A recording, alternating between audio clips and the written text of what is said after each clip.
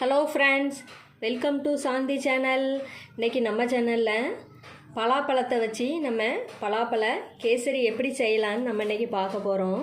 நம்ம வீட்டில் எப்போதுமே ரவா கேசரி தான் நம்ம செய்வோம். இந்த மாதிரி பலாப்பழம் கிடச்சிதுன்னா இந்த பலாப்பழ கேசரி செஞ்சு சாப்பிடுங்க. டேஸ்ட் ரொம்ப அருமையாக இருக்குது. இதை நம்ம எப்படி செய்யலான்னு நம்ம இன்றைக்கி பார்க்க போகிறோம். நீங்கள் நம்ம சேனலை ஃபஸ்ட் டைம் பார்க்குறீங்கன்னா சப்ஸ்கிரைப் பண்ணி சப்போர்ட் பண்ணுங்கள் ஃப்ரெண்ட்ஸ். வாங்க நம்ம இதை எப்படி செய்யலான்னு பார்க்கலாம்.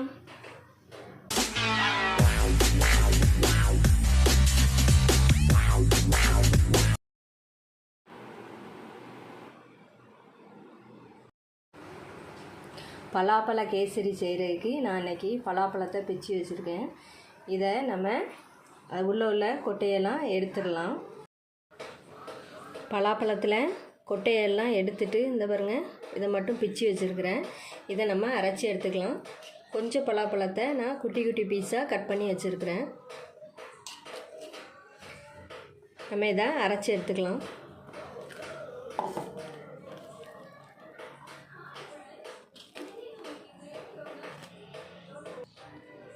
இதை இந்த மாதிரி நல்லா ஃபைன் பேஸ்ட்டாக அரைச்சி எடுத்துக்கலாம்.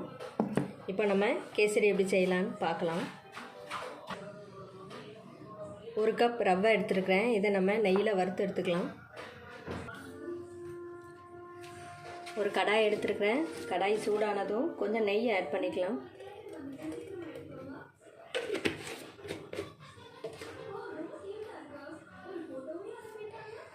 நெய்யில் இந்த முந்திரி திராட்சையை வறுத்து எடுத்துக்கலாம்.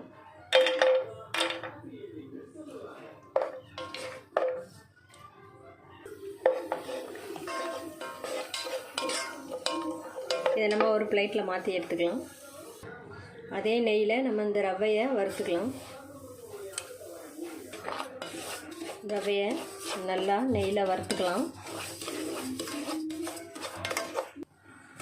இதை நெய்யில் வறுத்தாச்சு. இதை நம்ம ஒரு பிளேட்டில் மாற்றி எடுத்துக்கலாம். இப்போ கடாயில் கொஞ்சம் நெய் ஆட் பண்ணிக்கலாம்.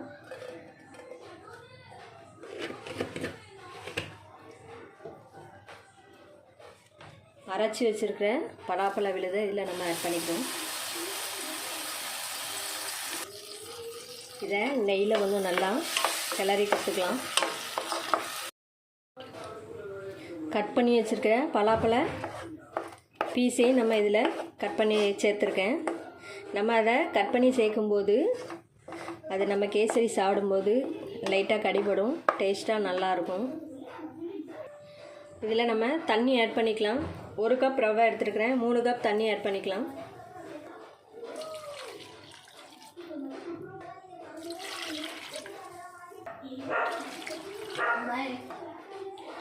இதை நல்லா மிக்ஸ் பண்ணி விட்டுக்கலாம். இது நல்லா கொதி வரட்டும். கொதி வந்தோன்னா ரவையை நம்ம இதில் ஆட் பண்ணிக்கலாம். இல்லை நம்ம ஃபுட் கலர் எதுவும் சேர்க்கலை. உங்களுக்கு தேவைன்னா நீங்கள் இதில் சேர்த்துக்கலாம். தண்ணி கொதிச்சுட்டு நம்ம இப்போது ரவையை இதில் ஆட் பண்ணிக்கலாம். ரவையை கொஞ்சம் கொஞ்சமாக ஆட் பண்ணி நல்லா கிளறி கொடுத்துக்கலாம்.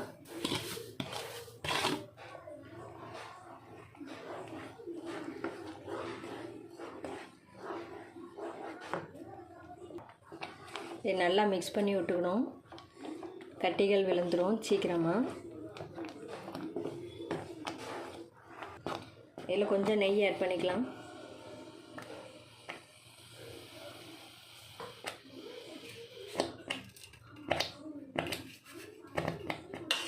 இது கூட கொஞ்சம் ஏலக்காய் தூள், முந்திரி திராட்சை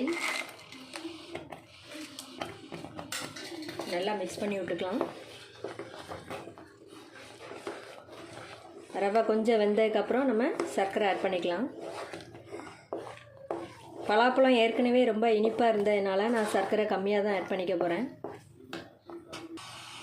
இந்த கப்புக்கு 1/4 கப்பு இதில் ஆட் பண்ணிக்கிறேன்.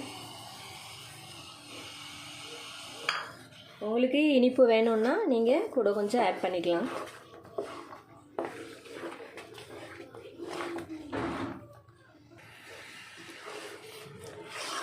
இதை நல்லா மிக்ஸ் பண்ணி விட்டுக்கலாம். பாருங்கள், நல்லா கெட்டியாயிடுச்சு. அது நம்ம குட்டி குட்டி பீஸாக கட் பண்ணி போட்டிருக்கிறது பாருங்கள், நல்லா தெரியுது. சாப்பிடும்போது நல்லா வாயில் கடிபடும்போது நல்லாயிருக்கும்.